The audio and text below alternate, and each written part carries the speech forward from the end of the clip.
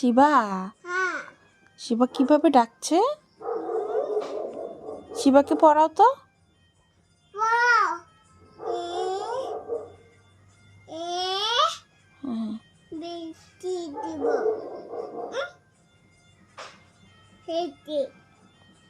PT দেবে।